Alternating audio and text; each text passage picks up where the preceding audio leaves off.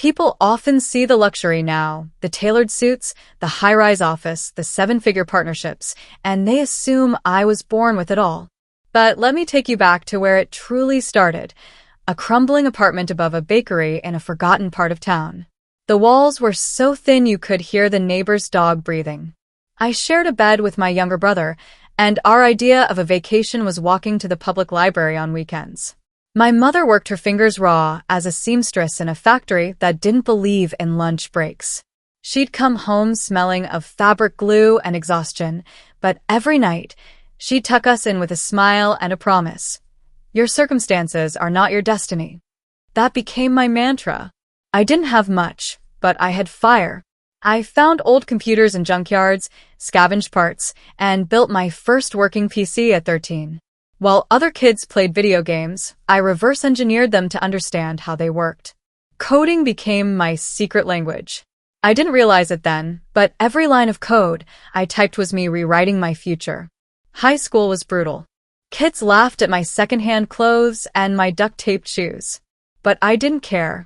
I aced every test not because I was brilliant, but because I refused to let my mother's sacrifices go to waste. At 16, I started fixing old laptops for neighbors, getting paid in food, favors, or the occasional $20 bill. That's how I built my first client list. After graduation, I had a choice: accept a scholarship and leave my family behind, or stay and care for my mother, who had just been diagnosed with a degenerative illness. I chose her. No regrets. I took on 3 jobs, cleaning offices at night, delivering groceries during the day, and freelancing software gigs in between. I barely slept. But pain, when channeled correctly, becomes fuel. I used every break, every rejection, every underestimation as a stepping stone. Then one night changed everything. I was scrubbing the floors of a downtown tech firm, headphones in, mind on autopilot. A group of executives walked in, complaining about how broken their warehouse tracking system was. I listened quietly. I scribbled notes with my finger in the condensation on the floor buffer machine. That night, I went home and built a prototype. 3 days, no sleep. My fingers cramped.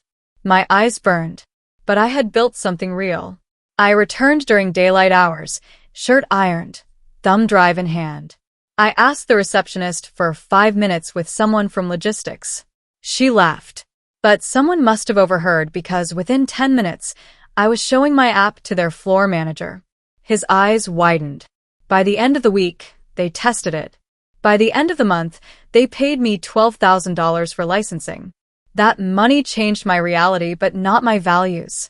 With that seed money, I launched NeuroTrack Systems, a company focused on AI-powered inventory management for small and mid-sized businesses. I worked from the kitchen table, slept 4 hours a night, pitched dozens of investors who slammed the door in my face. But failure never scared me. Mediocrity did. The first real breakthrough came a year later, an $800,000 contract with a nationwide logistics chain. It should have been the happiest day of my life. Instead, it was the day my mother passed. She never saw the check, but she saw the beginning of the dream. And I know she left knowing I was on my way. I poured myself into the business, hired people smarter than me, treated every employee like a partner. By year 3, we were valued at $40 million. I drove the same secondhand car, ate the same rice and beans, not out of frugality, but to stay grounded. My name was starting to circulate in boardrooms, but I kept a low profile. I wasn't building a company. I was building a legacy. That's when I met her, Liana. She walked into the interview room with a plain blazer, scuffed heels, and a resume that didn't boast prestige, but it did radiate persistence. Community college, part-time receptionist, volunteer work. But what struck me wasn't her background. It was her composure. She spoke like someone who had been overlooked too many times and still chose integrity. She applied for a personal assistant position. I'd seen hundreds of candidates. Many flashed smiles, threw around buzzwords, and told me what they thought I wanted to hear. But Liana? She answered every question with raw, unfiltered honesty. When I asked her about a time she failed, she didn't sugarcoat it.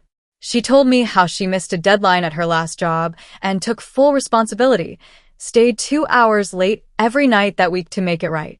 Something told me she was different. But in my world, trust is more valuable than talent. So I had to be sure. I offered her the job, told her the pay was good, the hours were brutal, and the expectations were higher than a mountain. She didn't flinch. She accepted. And that's when I decided to put her to the test. Not to play games. Not to trap her. But to discover who she really was when no one was watching. Because in my journey, I had learned one thing over and over again. Character is revealed in silence. What came next would test her and change everything. When Liana started working for me, I didn't throw her into boardrooms or assign her to major tasks right away. No. I gave her the kind of jobs that seemed insignificant on paper, but revealed everything about a person. Sorting invoices, organizing old files, coordinating travel for executives. It wasn't glamorous work, but it was a mirror. She arrived 15 minutes early every day. Never late. Never distracted. She took handwritten notes. Not because anyone told her to, but because she wanted to remember. I noticed the way she spoke to the janitor like he was a CEO and thanked the delivery guy by name. That kind of kindness? It can't be taught. Still, I needed to be sure. One bad hire in my position could compromise millions, not just in dollars, but in trust, relationships, and culture. So I decided to set a trap. A quiet one. One morning, I placed an envelope on my office desk. Inside was a company check written out for $18,000. Unassigned. No memo line. No signature. Just a blank check from our operational fund. It was real. And it was a test. I called Liana in casually. Told her I'd be gone for the day and that she should tidy up my office, organize the files, and make sure the cleaning crew didn't toss out anything important. I emphasized that the envelope was off limits. Only in my mind. I wanted to see what she'd do when faced with temptation and complete solitude. The next morning, I arrived before everyone else.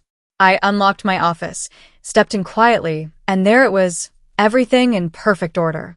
The files were alphabetized. The desk had been polished. But more importantly, the envelope was still on my desk, untouched, unsealed, and exactly where I left it. I checked the office cameras, not out of distrust, but to confirm a truth I hoped was real. Liana had seen the envelope. She held it for a moment, looked at it, then placed it exactly back where it was with a slight, hesitant frown, like someone who knew right from wrong without needing to weigh the options. I smiled. That afternoon, I called her in. "I want to ask you something personal," I said, watching her reaction. She nodded slowly, cautious but open. "Yesterday, you cleaned my office. Did you see the envelope on the desk?" Her eyes met mine immediately. Yes. I did. "And you didn't open it?" "No, sir." "Why not?" She paused. "Because it wasn't mine." No excuses. No rambling. No over-explanation. Just truth. I nodded and said, "Thank you. That's all for now." I didn't tell her what it meant yet. Over the next few weeks, I gave her more responsibility.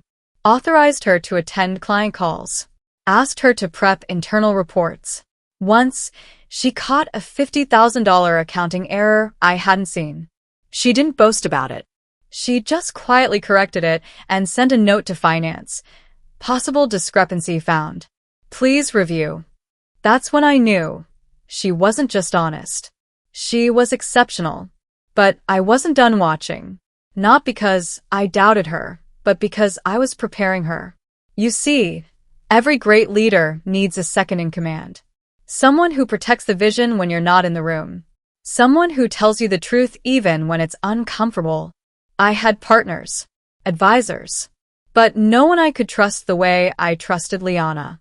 Then came the moment that would define everything. We were in the final stages of closing a merger, a deal worth over $200 million. Our due diligence team missed a clause in the contract. A clause that, if overlooked, would have cost us $5 million in untraceable licensing fees over the next 3 years. The legal team missed it. I missed it. Liana found it. She brought the file into my office, not with drama or urgency, but with quiet confidence. "I think you should see this," she said. And when I did, my heart stopped. She had just saved the company from a financial sinkhole. I asked her how she found it. "I read everything," she said, "even the footnotes." I leaned back in my chair and looked at her, not as an assistant, but as someone who had become indispensable. "You just earned more than my trust," I told her. "You earned a future." I didn't promote her that day. I didn't want it to look performative. But I did make a note, privately, that when the time came, she would have a seat at the table. A week later, she came to me again, this time not about work. "May I ask you something, off the record?" she said. I nodded. "That envelope, was that a test?" I didn't answer at first. I just smiled. She laughed. "I knew it. You passed." She sat quietly for a moment. "Thank you for trusting me." "No," I said. "Thank you for being exactly who you said you were." That's rare. As the company soared, I began including Liana in executive meetings. She didn't always speak first, but when she did, people listened. Her ideas were grounded, her strategies sharp, and her perspective refreshingly empathetic. She reminded me of myself when I was younger, hungry, focused, but humble. What she didn't know yet was that her biggest reward was still ahead. Because integrity isn't just the foundation of character, it's the seed of transformation. And I was about to change her life. Success has a strange rhythm. It doesn't shout when it arrives, it whispers. And when it does, it doesn't just elevate your lifestyle. It reveals the people around you. By the fourth year, my company had crossed $1 billion valuation. We had opened offices in 3 countries, signed exclusive partnerships with Fortune 500 giants, and secured a solid reputation as one of the most reliable tech solutions providers in the logistics space. But none of those wins made me prouder than seeing Liana grow into her power. She had transformed. From a quiet assistant in worn-out shoes to a confident, strategic thinker in every room she walked into. I began introducing her as my Director of Special Operations. But even that title didn't do justice to her contribution. She wasn't just working for the company, she was shaping it. One morning, I asked her to join me for coffee in the executive lounge. No agenda, just her and me. "Liana," I said, stirring my coffee, "do you remember what you told me the day I asked you why you didn't open the envelope?" She smiled. "I said it wasn't mine." I nodded. "It's time something was." She blinked, confused. "I'm giving you a 10% stake in the company," I said calmly. She froze. "Wait, what?" she whispered. 10%. Fully vested. No gimmicks. No catch. You've earned it." Her hands trembled. "Sir, I don't know what to say." "Say thank you," I said with a grin.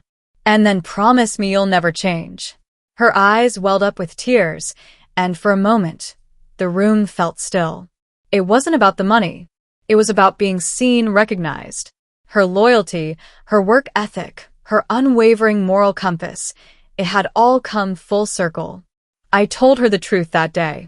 I had been watching from the beginning, not to catch her fail, but to find someone who could help carry the weight of what I built.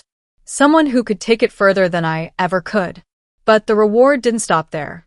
I made her my co-founder on a brand new initiative, Anchor One Ventures, a startup incubator for minority women in tech. It was her idea, born during a midnight strategy session where she said, "We have the resources. We should build bridges." That simple sentence sparked a revolution. Within 12 months, Anchor One funded 6 startups led by young women from underrepresented backgrounds. Liana mentored each one personally. She spoke at universities. She became a symbol of grace, grit, and the power of doing things the right way. I watched her give a keynote speech once, standing in front of a packed auditorium of hopefuls. She said, "I didn't grow up with wealth. I didn't go to the best schools. I got a shot because I stayed true to myself. Never compromise who you are to fit into a room. Your truth is your ticket." Thunderous applause followed. I clapped the loudest. But what touched me most was something she said in private later that day. "I don't think I was tested with that envelope," she said. I think I was tested with everything before it. The struggles, the silence, the years no one noticed me. She was right. Life's greatest tests don't come in dramatic moments. They happen in the quiet corners of everyday life. In choices no one will ever know about. In how you treat people who can do nothing for you. And Liana? She passed them all. One evening, after a long day, we sat on the rooftop of our headquarters, watching the skyline shimmer. You ever think about how far we've come? I asked. She nodded slowly. Every single day. You've changed a lot of lives, I said. She turned to me and replied, because one person changed mine. I looked at her, and in that moment, I realized something. This wasn't just a story about a billionaire testing an employee. It was a story about legacy, about lifting others as we climb. Because real success isn't measured by what you keep. It's measured by what you give away. Years passed, but one thing never changed. Liana's humility. She was now on the cover of business magazines, invited to international conferences, and constantly receiving speaking requests from the biggest institutions in the world.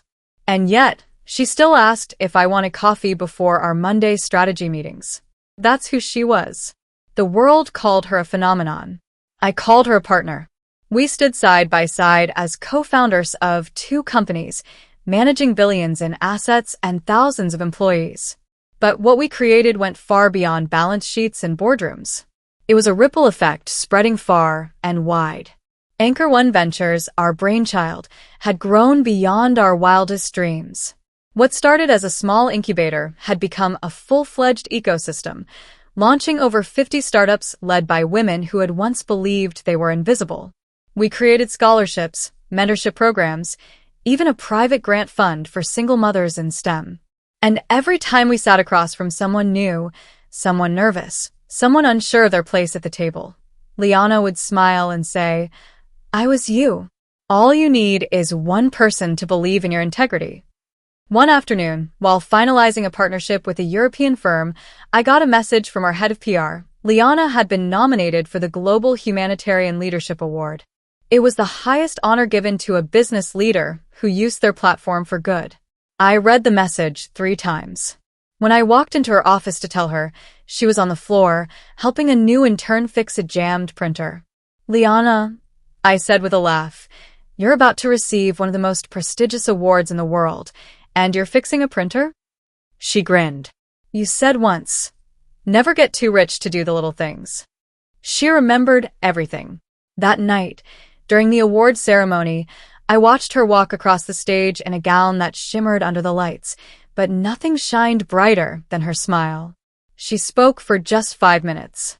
But in those 5 minutes, she captured hearts. I wasn't given my position because I was the loudest or the smartest or the most confident, she said. I was given a chance because someone saw something in me. Honesty. That's all I had. That's what opened the door. And I never let it close behind me. The crowd stood before she even stepped away from the microphone. I stood too. Not just in applause, but in awe. Because in a world where people are often rewarded for shortcuts, Liana proved that honesty isn't weakness, it's strength in disguise. Later that year, I began the process of stepping down. I had built my empire, served my time, and it was time to let a new era begin. My board wanted a global search for a successor. I stopped them. We already have the next CEO, I said. They looked confused. Liana. Silence. Then one of the board members said, You mean the girl who started as your assistant? I nodded. Exactly. That girl saved this company more than once. She built half of what we are today. She's earned this tenfold. There were arguments, doubts, questions, until I laid out the truth. This company was founded on grit, vision, and integrity. Liana embodies all 3. If you don't believe that, you haven't been paying attention. A week later, the vote was unanimous.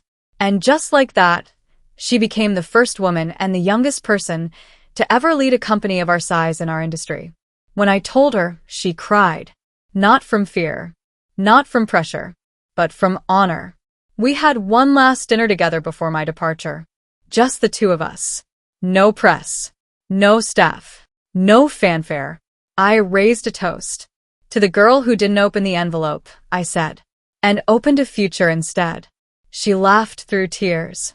I still remember holding it in my hands, she said. Part of me thought if I just peek, no one would ever know. But you didn't, I reminded her. Because someone had to start the story differently, she replied. She was right again. Today, I live a quieter life. I mentor, write, and occasionally sit on advisory boards. But more often than not, I just watch from a distance. Watch as Liana leads with courage, makes bold moves, and uplifts others along the way. People ask me often, what's the smartest decision you ever made? They expect me to mention some investment, a well-timed acquisition, a deal negotiation. But I always answer the same way. I tested someone's honesty and believed in what I saw. Because success isn't just about building something big. It's about building someone great. And that's what Liana became. Not just my successor. Not just a billionaire in her own right. But proof that integrity, when protected, can become a legacy. One that outlasts fortune, fame, and everything else.